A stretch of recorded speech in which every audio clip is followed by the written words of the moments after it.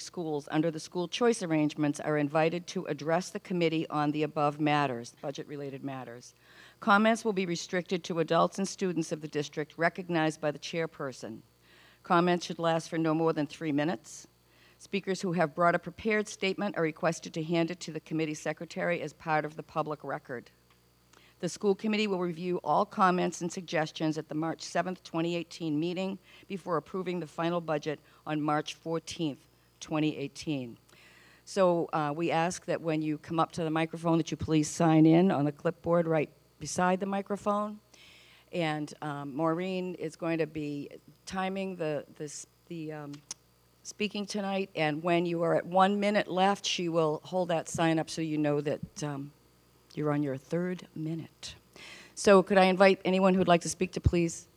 Can I just point out, so there are copies of the tentative budget over on the bookcase. Is that a bookcase? And the relevant pages that everyone will want to look at are pages 5 and 6. Page 5 outlines all of the changes in FY19 from FY18, and page 6 details the revenues and the assessments to towns. So would anyone like to address the school committee?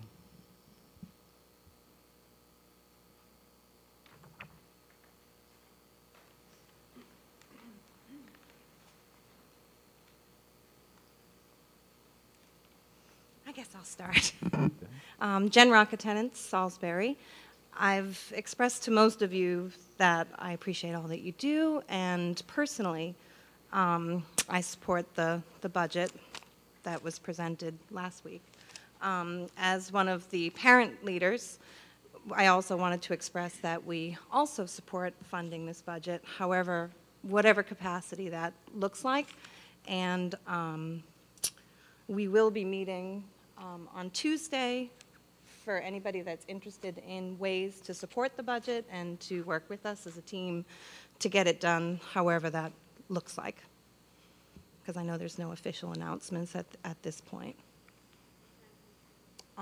Thank you. 6 o'clock at Salisbury Elementary. Jen, could you sign? Jen, can you Yes. sign? Thank you.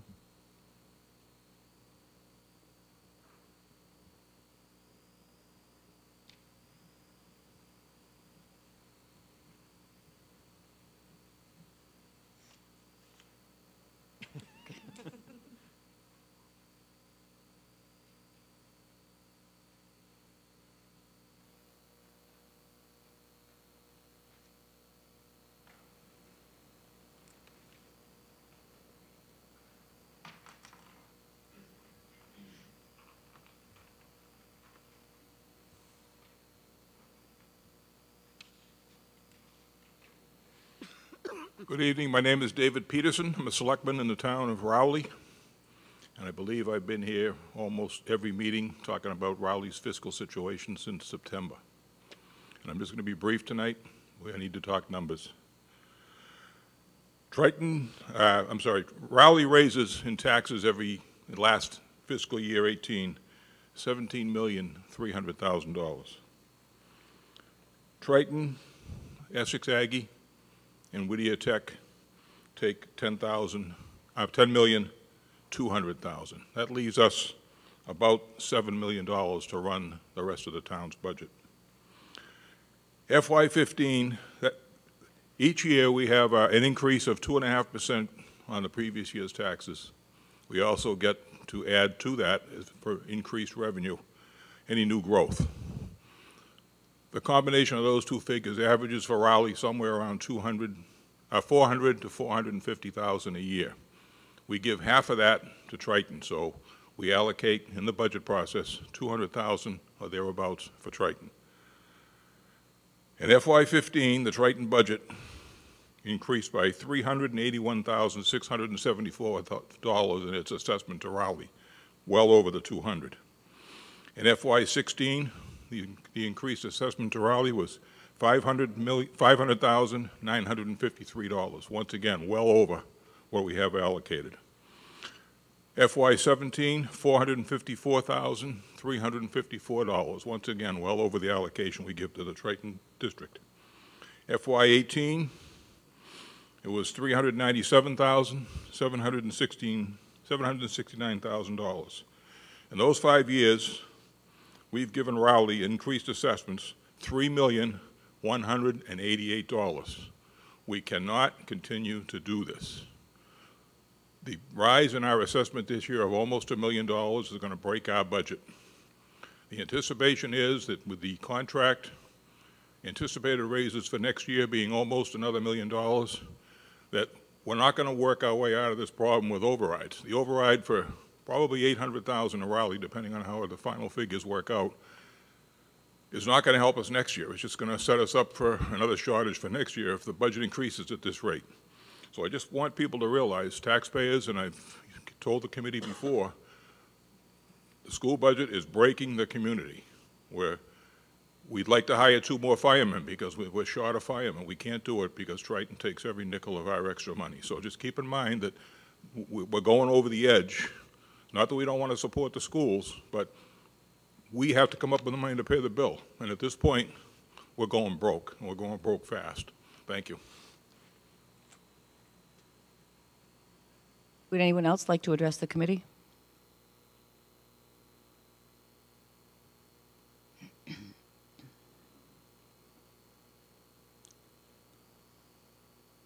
Fine after I make my statement? No. Either one's fine.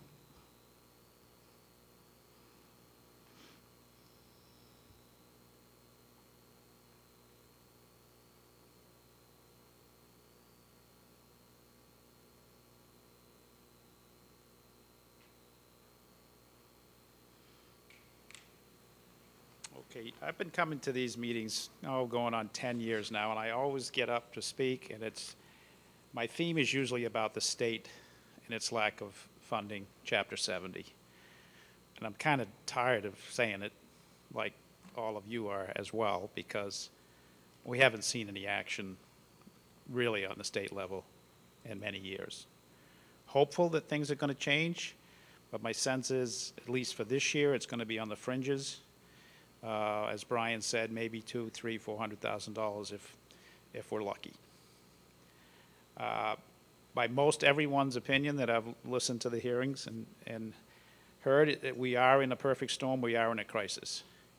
But if we think we can look to the state for the solution this year or possibly next, it's not going to happen. So we need to look for a local solution. Again, something Brian mentioned in his remarks.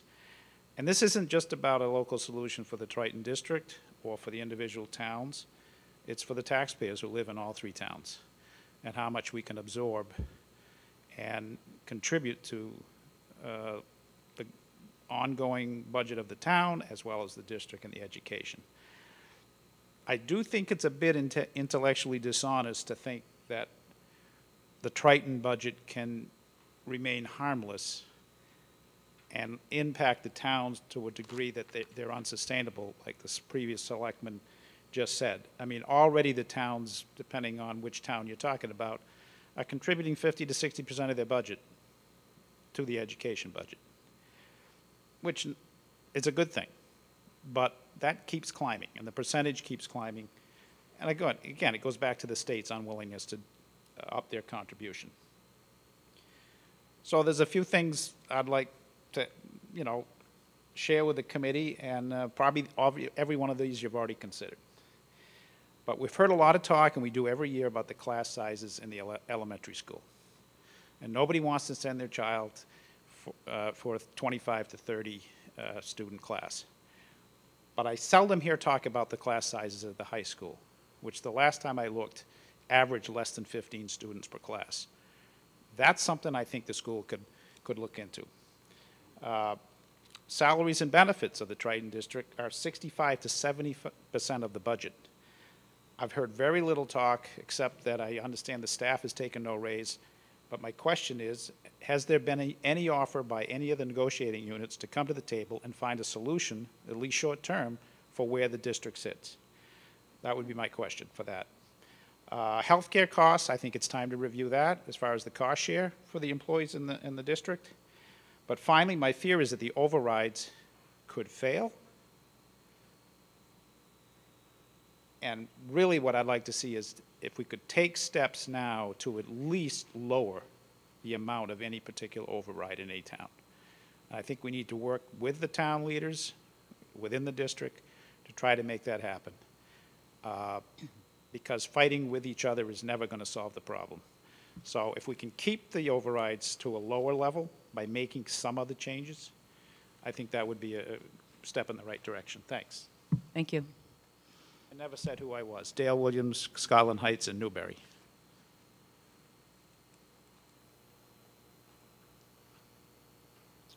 Larry White, I'm chairman of the Finance Committee in Rowley. I have to echo what Dave Peterson has said, that we can't afford, Rowley can't afford all the increases. If you take the time and Google Triton Regional School ranking, Triton is 167th out of 340 in Massachusetts. It's an average school. An average school that takes all of the town's funding. Triton might pay the bills, but it's the town's money it is using, and Triton is not using it wisely.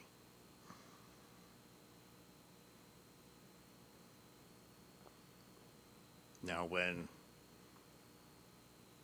it happens to me, and they say, how much money do you have? Give me all your money. The last time that happened to me, the police wrote it up as a robbery.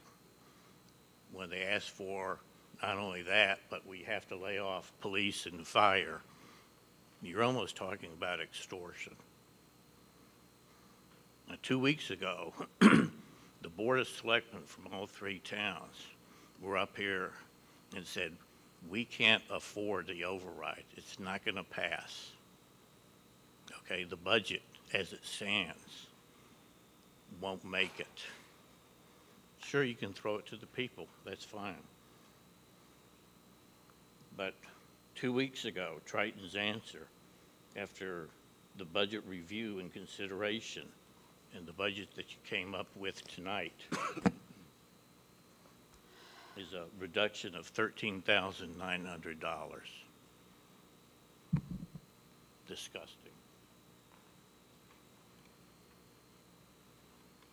Would anyone else like to address the committee tonight?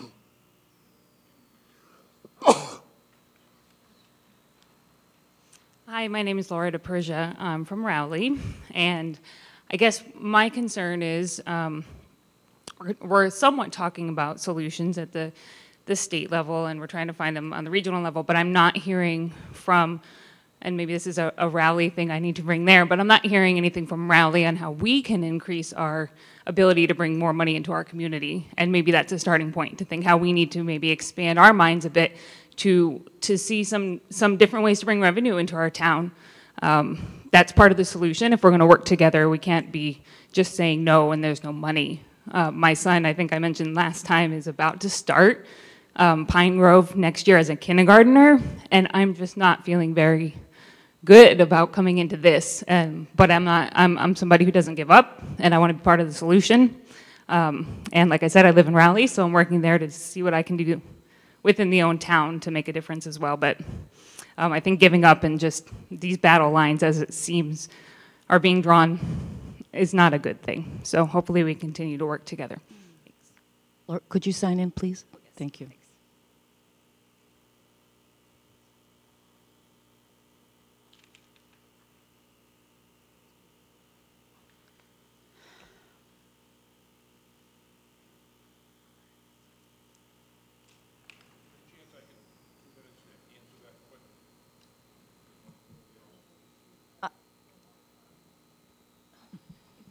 Okay. Hi, I'm Nicole Thornton, and I'm from Rowley, and I'm the co-president of the PTA at Pine Grove School. And I just have to say to our town leaders and to these school leaders that 2 years ago we were told we wouldn't pass our safety building and we wouldn't pass the feasibility study. That's all we heard from our town leaders. Last year we heard, there's no way this town is going to pass the new school. That's not our town. And we did it. We came together. And I think Rowley is changing. And education is valued. It's an important part of our community. And we cannot always say no. I also think that there's always room for improvement, and I don't think that being in the middle is enough. So I think that we need to be more innovative. I think that we need to look at the way we're educating our kids, but I don't think that the budget needs to be cut because the towns aren't willing to pay. That's all I have to say. Could you sign in, please? Thank you.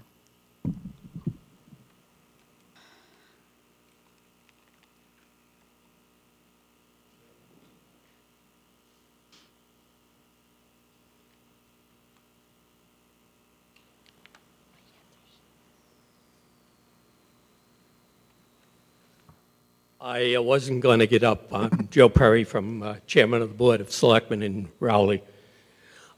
There's no one who's worked any harder than I have for the last 7 years, and for the last 2 years to get Pine Grove, the renovation.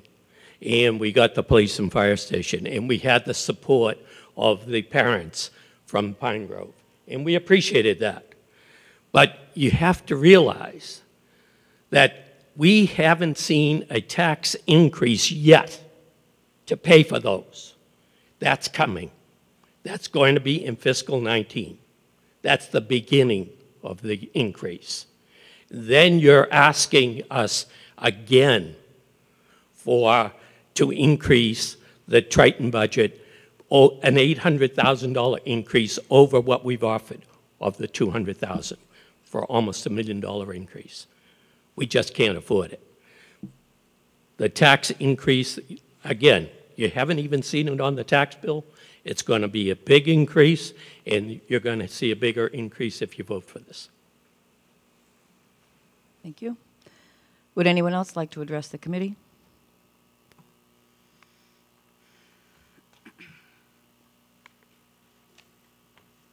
Alicia Greco, Board of Selectmen, the town of Newbury. I said it before in another one of these open forum hearings, is that the three towns, we don't have schools. You're our school. And I see this as putting police, fire department, public works, and the school department kind of all pulling apart at each other. And that serves nothing. And I know that we cannot afford this, and I know Raleigh can't, and I know Salisbury can't either. But I also know that you can't, and our students can't. So we have to find a solution. We have to, I hear what Brian is saying as far as the state goes. They are the ones that truly bear the tremendous amount of responsibility what's happening to us. And I'm concerned about how they're going to, if there is any money coming down the road for us this year, is it going to be dispersed the same way it has always been by that Chapter 70 formula, so that, great, there'll be $100 million available for public education, and then Triton will get another $48,000. And that's not going to help us. So the solution, I think, is at the state level, and I think that our three towns need to pass an override. We need to try, and if we can't, what frightens me the most is if two of it pass and one of it doesn't.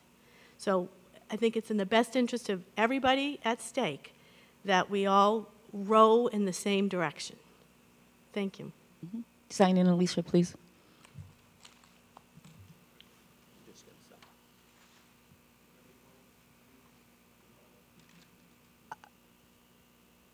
I'm not sure if this is the place for rebuttals, but if you'd like to speak again.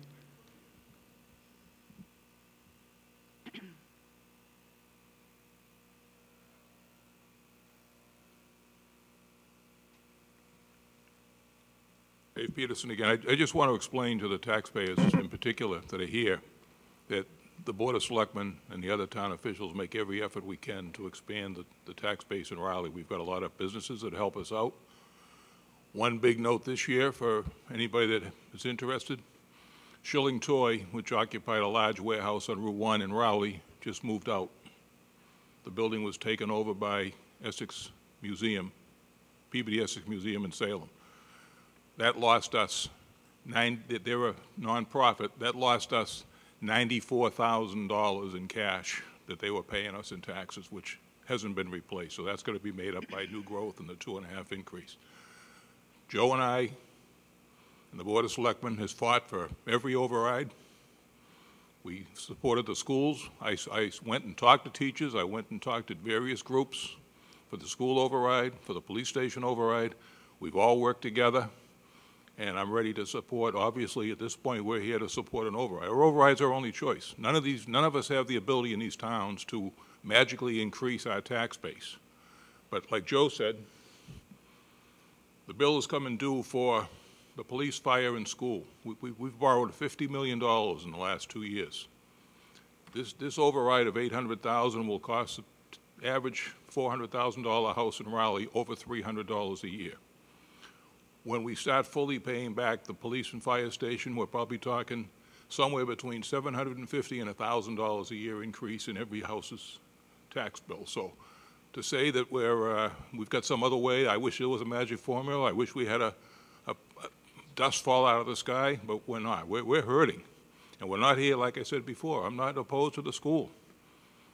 My wife was in the school committee for many years. I've always been a strong supporter of the schools. My issue is, where does the money come from? And we just don't have it. If the overrides don't pass, or if 2 towns accept it and 1 doesn't, that 3rd town is going to be paying through the roof. And if we don't lay off this year, we'll be laying off next year. And I know in Raleigh we have 12 police officers, 3 firemen. The library's only open 40 hours a week. We can, I guess, close the Council on Aging for an extra 20 hours a week or whatever. So there's going to be, if it doesn't, we need to work together to pass it. But we've passed so many overrides in the last 2 years, I think it's going to be very difficult, but everybody is going to have to work hard for it. Thank you. Is there anybody in the audience who has not addressed the school committee this evening that would like to address the school committee? Yes. That's fine. I'll sign afterwards. My name's Kemp Fournier. I've been teaching at NES for about 7 years now. I love this district. It feels like a second home to me, to be honest, coming to school every day and teaching the kids at NES. I understand that the funding is very complicated, and I'm hearing a lot from the towns about funding. When I think about this, I'm thinking about the impact on the classrooms directly. I'm a math teacher, so I always go directly to the numbers.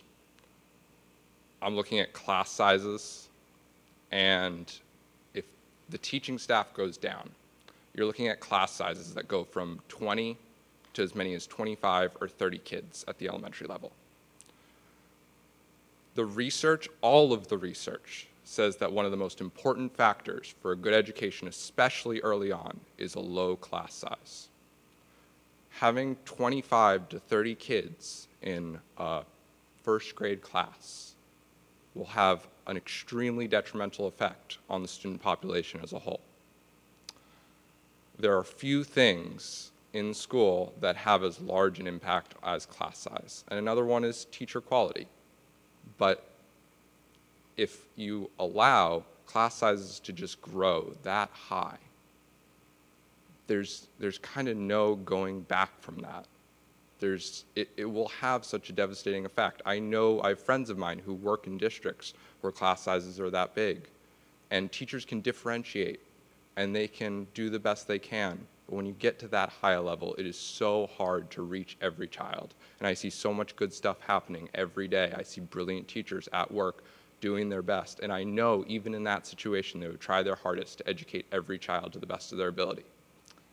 But it puts such a handicap in place.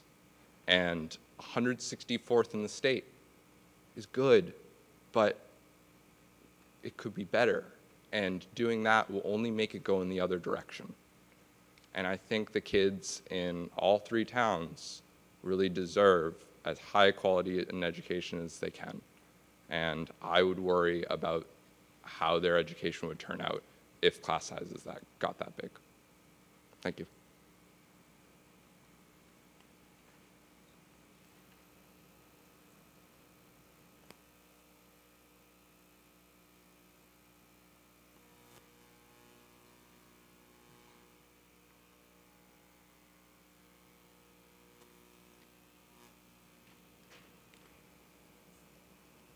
Hello, my name is Courtney Choate. I'm a resident of Salisbury, and I am also an employee of the district.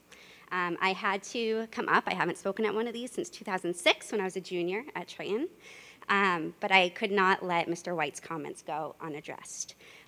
Quickly, while you were speaking, Mr. White, I looked at Rowley's ranking in Massachusetts. I couldn't help myself. I apologize. Rowley, which is, I work primarily in Pine Grove, is 259 of 351 towns and cities in Massachusetts. I believe that if we could increase the quality of Triton, which is currently a middle-of-the-road school, as you said, that that number would probably increase as well. And I also think it's a vast misunderstanding to say that Triton is a middle-of-the-road school for two reasons. First off, we're a passionate school district. I know that as a student, I know that as a community member, and I know that as an employee. I invite you any time that you would like to come into our school. I'm sure any of the school administrators would be happy to have you as our guest for the day. The second misunderstanding that I think might be happening is that funding is necessary to have a quality school. So I just wanted to point out both of those things. Again, I'm addressing the school committee, but it's a guise. I really wanted to address Mr. White. Thank you. Remember to sign in.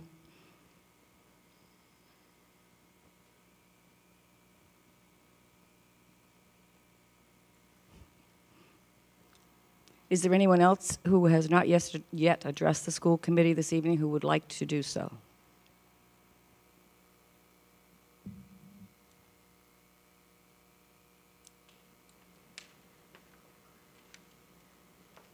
I'll sign in afterwards. I'm Bernie Cullen from Rowley. I'm also one of the water board members, and I'm intimately familiar with the budget process in Rowley. I've had to be. This is my third year coming to this process. Each year I've taken basically the same position, and that is this is a cost issue. And the people who can manage the costs are the school committee and the school administration. Now, there's nobody who's trying to micromanage, nobody whose goal it is to increase the class sizes. But the issue remains that it is a cost issue. And so, for example, the contract that was negotiated and agreed to essentially baked in 3 years of cost increases, rightly or wrongly, whatever you think about the justification for those increases, it bakes it in and it puts the town, not just Rowley, but the other towns, behind the eight ball, because the increases have been contractually obligated to are 3 times the size that we give our own other employees. So for my water department, I have to tell my guys we can only afford 2% increase, total cost of living plus level increase. And that's been the same for the last 3 years. In the meantime, they're listening to this as well. They understand, and it becomes progressively harder to kind of justify why we're only offering 2% to other town employees, whereas the school department employees are getting significantly more. And I've run the numbers. Want to talk the numbers, we can talk the numbers, but it's dramatically a dramatic increase. And that's on the school committee, that's on the school administration. That's what you can negotiate.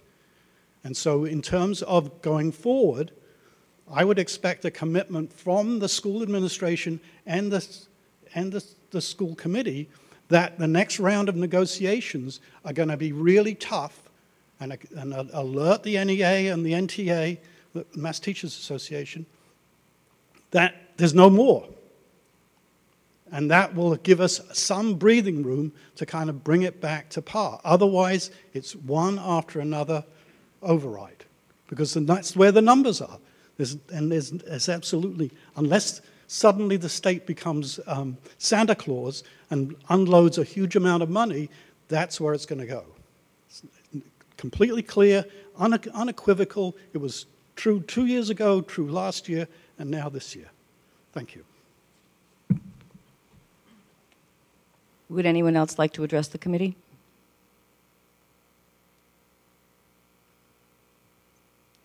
Is there any, before Larry, before you, is there anyone who has not yet addressed the school committee tonight who would like to do so?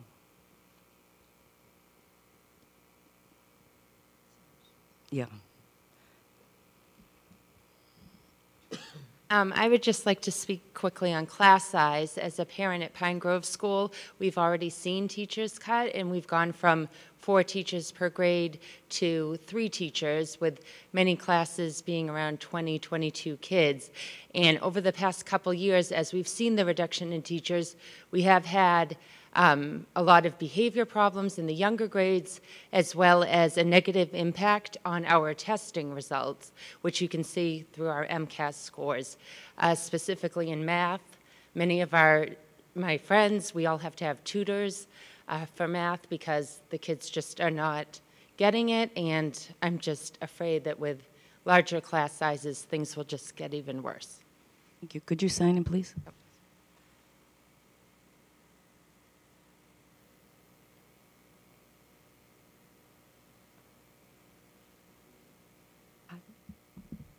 Did you, excuse me, did you tell us your name? My name is Celeste Kirakopoulos. I'm the co-president of the PTA at Thank Pine you. Grove School.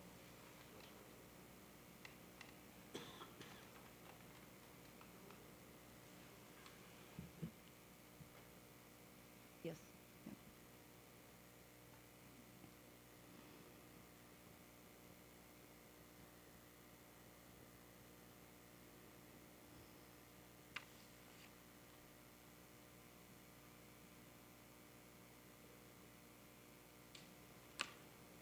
My name is Anthony Marinello, and I'm from Raleigh. It's my first time addressing the board, so I'm not sure where to kind of run with it.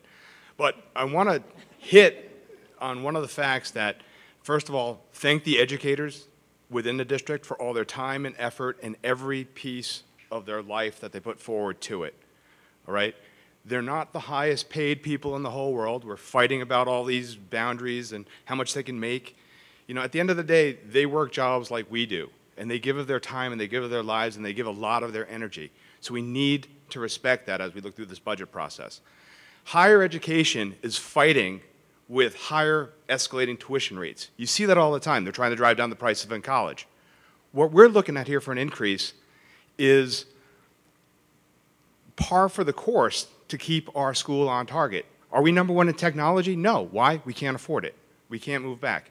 We're talking about an increase of my taxes in Raleigh from 300 to 600 to 1,000. 300 bucks, I look at that as 1 or 2 Dunkins not in my pocket a week. Can I live with making my own coffee? Probably I can. Does it mean that our kids, the next generation, the ones we expect to move forward for us, are going to be better off? Damn straight. And I know we have people on fixed incomes and concerns like that, but we have someone from the water board who brought up the points of the value and their employees. Well, Raleigh had a major increase in water, and we just had to live with it. Can I go to another place? Not so much. Can I go to another school? Yeah. So at least I have a choice if I wanted to change a school district, but the payment for my water, I don't have a choice.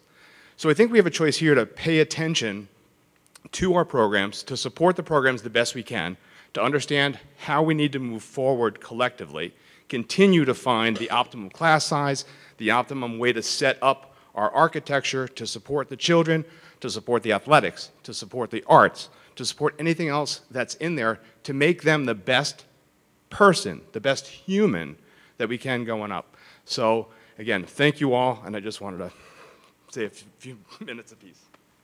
Thank you.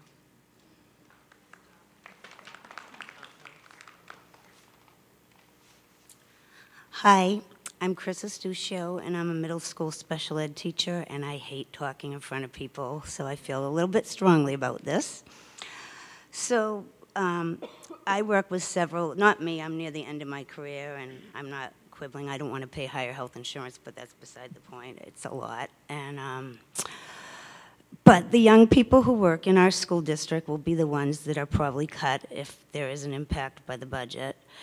And they're the ones that have to get their master's degrees, and they have to get more schooling to be teachers. And I don't know the gentleman's name who talked about the contract, but I just wanted to point out that those young people have years of loans to pay for getting their master's degree.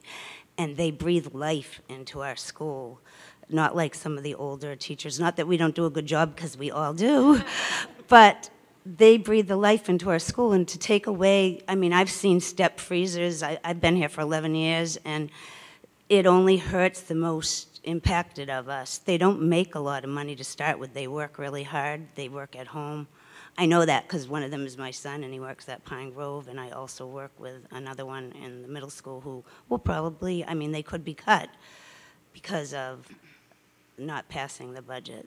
I'm not a good speaker, but I'm done. Thank you. Anyone else who had not yet addressed the committee?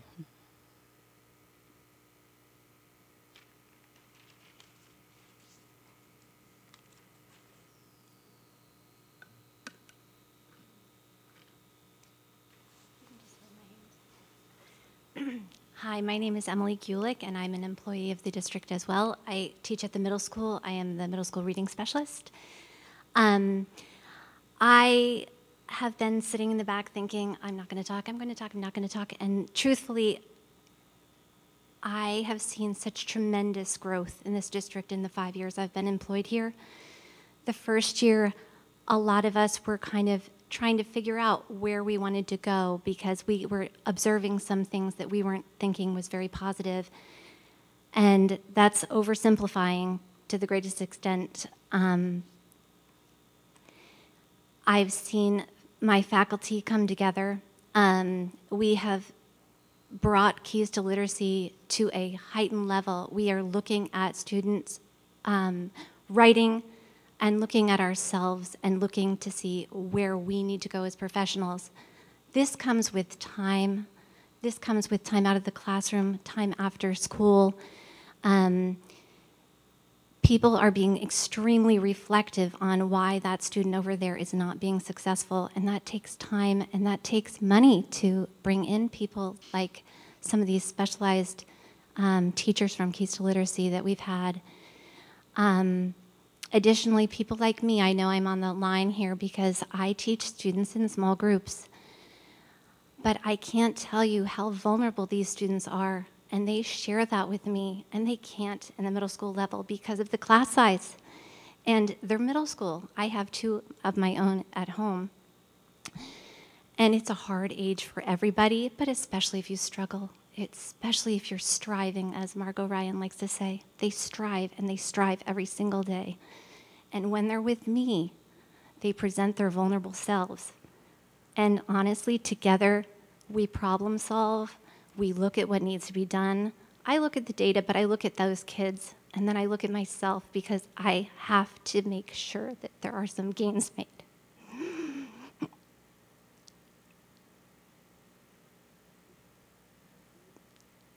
This is why I don't do public speaking very often. Right. But I have to say, you look at those kids one by one, and they are fighting, and together we are working. And if you look at those students' scores, and it's maybe not the MCAS, but little ticks are going in the right direction. And it costs money, and I'm sorry, I know I cost a lot of money, and so do my colleagues. But I tell you, I have been trained in all sorts of different things, because it helps. You draw from all these sources and you see what you need to do the next day. So I wanted to just put it out there that we are striving as a district. I have seen my colleagues look at what we're doing as a faculty and try to move that practice, and that will get our students to the next level. Thank you.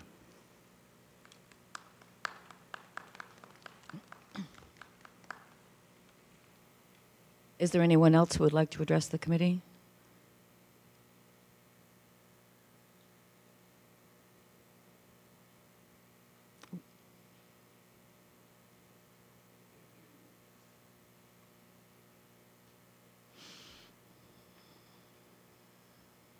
Excuse me, I'm not sure what to put down as my town because I don't actually live here. Do I write Exeter, New Hampshire? Or do I write Triton? You can. Okay.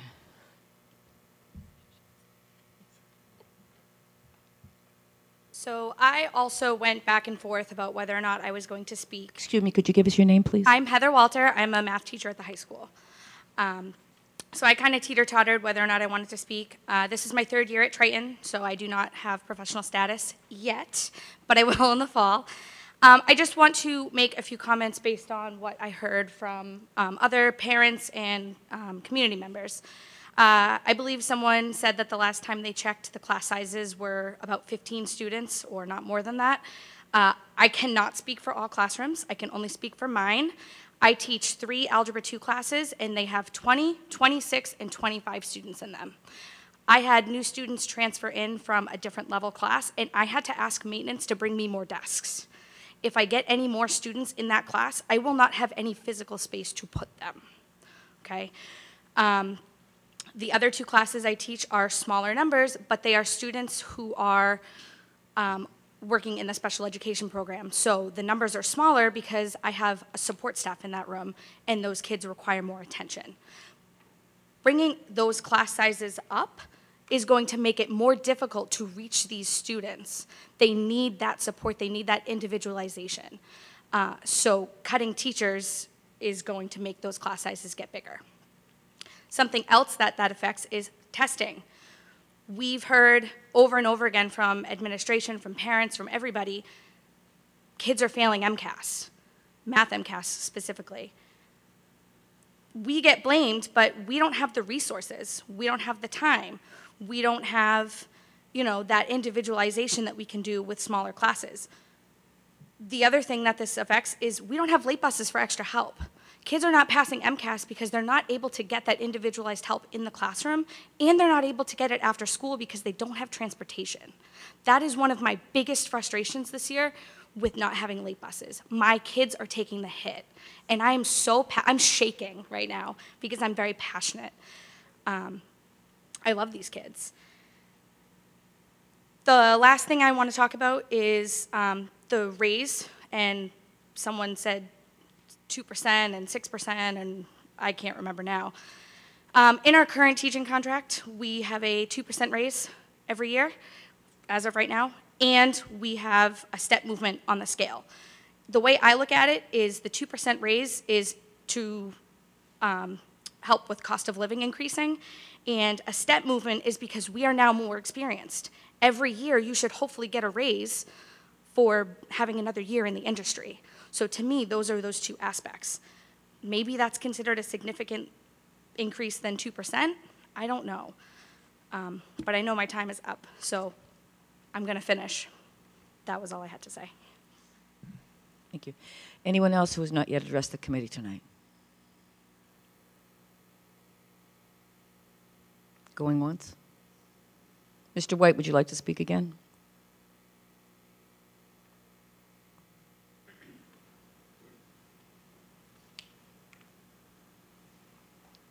Thank you. Just points of clarification. I'm not going to dispute any of the rankings or stuff like that, but I went online to a place called School Digger. It was like the 3rd from the top, okay, for the ranking of the schools. And I do have a copy which I can give to the woman if she's still here of the ranking of it. They've also ranked Ipswich is 103, Newburyport is 90, Georgetown is 76. But I also wanted to point out that I don't have any children or grandchildren, relatives, or anybody in Pine Grove or Triton. I have absolutely nobody that is beholding to the school district. But I am on the Pine Grove Renovation Committee. I've been on it for 2 years plus an eternity. I've served on the Pine Grove School Owners Project Management Evaluation Team. I served on the PGS Architect Evaluation Team. I supported the stadium project. I don't have any interest in it, but as a community person, I've been very involved in Pine Grove and Triton. I support education. I support Triton. I just don't support the budget. Thank you.